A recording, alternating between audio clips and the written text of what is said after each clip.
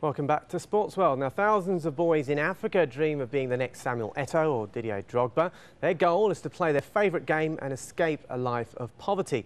Now, many families are willing to pay agents a small fortune in the hope their sons can join a European club. But their dreams are more likely to be exploited than realised. Al Jazeera's West Africa correspondent Gabi Menezes reports. Football is more than just a game in West Africa. These boys see it as the way out of poverty. Alfred Ouattara and 33 others were promised contracts with European football clubs. The boys from the local club were asked to pay $600 in travel expenses to a man claiming to be a football agent. It turned out to be a scam. Alfred estimates the bogus agents were given about $10,000 in all. I felt very frustrated. I saw my dream smashed. I felt that the sky was falling on my head. I had left my country. I was tricked by two people, and it had been very painful for me. Apparently, en route to Europe, he and the other boys ended up abandoned in Mali. One of the agents said he needed to visit his sick mother in London and never returned. After 2 months, they were discovered by the Malian authorities in an abandoned house. They were reunited with their disappointed families in Ivory Coast. Their passion for football is undiminished. Jean-Pierre and his friends play football computer games when they're not training. He still sees football as his chance to make money. I'm not going to give up. I know that I will go to Europe someday. I have faith in myself and faith in God. If I persevere, it will happen one day. The man who tricked the team has been arrested by the Malian police, but the savings of their parents will probably never be recovered. Gabi Menezes, Al Jazeera. Now, earlier this year, two little-known Tahitians went up against the world's best surfers in the Billabong Pro Championships. Now, they may have had home advantage on the waves of Teahupo'o, but since the event started in 1996, no Tahitian has ever won the main event. Fazua Ibrahim went to Tahiti to find out why the local surfers haven't had more success on the mythical Teahupo'o waves.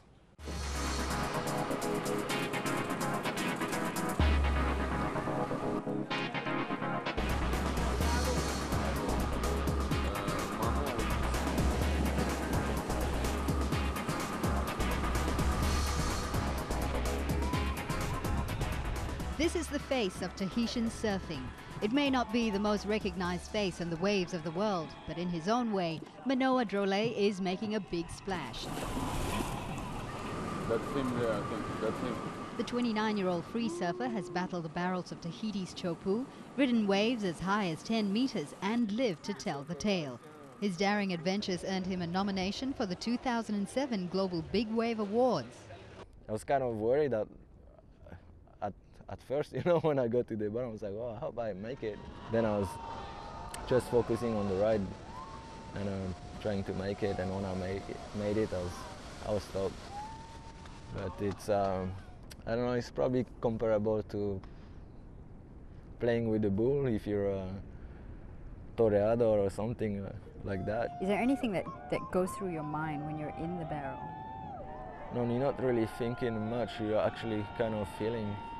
Like you're feeling the wave, you're feeling your board and the speed. Like usually, like you'd probably have like some fingers dragging on the face of the wave, and like you use all your senses. Drole's been competing since he was 11, but at 16 he decided to opt out of the World Championship Tour and became a free surfer. It was hard for me to travel. Like I'd be somewhere and it'd be cold and raining, and I'd see like pictures of my friends here getting like nice waves, like the thing I really like, and I was like, that's what I want to do. I'm not gonna go from airport to airport and surf somewhere I'm not really enjoying, Kira Terina Tufa, however, has other plans. This 27-year-old Tahitian, known locally as Prince of the Waves, is a wild card regular at the Billabong Pro surfing competition, but he wants more out of his surfing career. Would you like to be on tour? Yeah, definitely. I'm trying. What is the appeal? I always wanted to do that when I was a kid, so I'm just gonna keep doing it and pray and hope. Terina Tufa is just one of many Tahitian surfers who've held their own against the more recognized names like Kelly Slater and Andy Irons. But with surfing in their blood, culture and history, many people in the surfing world are surprised why more Tahitians aren't competing at the big international events. The main reason was still like we are a little island far from all the big industry of surfing, and over here the life it's kind of expensive too. So for kids to buy or parents to buy a board for a kid, it's really expensive. It's all those things affect the little kids who wants to be a pro surfer. Expensive, far. They don't want to leave Tahiti because it's so beautiful over here. They don't want to go surf cold water. And it's competitions like the Billabong Pro Surf that help local surfers achieve their dreams. For 2 weeks every year, top Tahitian surfers get to show off their talent in the international spotlight, hoping to attract other big sponsors. That's the only chance they have to go away, because the local sponsor, they not really want to put much money when for people to go outside, because they don't have the promotion of their company on the outside. We keep trying to talk with the government for a long time now, and it's just starting that the government starting to help us a little bit more and more. There is going to be world-class athletes, and mark my words, these boys and girls surfers from here, or men and women, put it whichever way you wish, are world-class surfers. There's no doubt about that.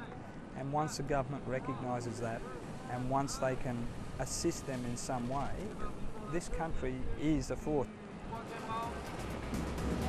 In the last 7 years, 9 Tahitians have qualified for the Billabong Pro Surfing competition at Teahupo'o. They all credit the magnificent waves found at the end of this sleepy fishing village. Over the last decade, Teahupo'o has risen to rival Hawaii's legendary Bonsai Pipeline as the temple of surfing. And any surfer worth his wax knows it isn't easy to tame Teahupo'o. Without doubt, it's the gem in our whole WCT campaign. The power of it, the fear, the love-hate relationship that surfers have with it, that all adds to that word mystique. Teahupo'o is also a perfect wave. 9 waves out of 10 is good. So if you make the drop, the takeoff, you stand on your board and you at the bottom and you can go, and it's fine, you know. I think the Tahitian surfer used to surf the perfect waves all the time compared to other countries. That's all about a Tahitian. Warm water, perfect waves, and just nice and surfing all day. Fauzia Ibrahim, Teahupo'o, Tahiti.